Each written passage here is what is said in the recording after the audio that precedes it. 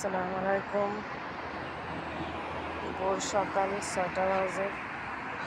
স্কুলের গাড়ি আসা যাওয়া করতেছে। আমি বাইরেছি হাঁটতে। এই যে এগুলো কী ফুল দেখছেন? অনেক সুন্দর দেখতে, মাশাআল্লাহ। আরও আছে।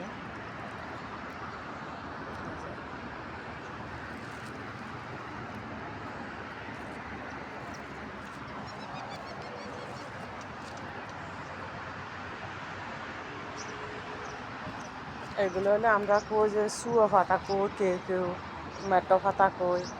এগুলো আবার ক্যান্সারের জন্য কিন্তু অনেক উপকার।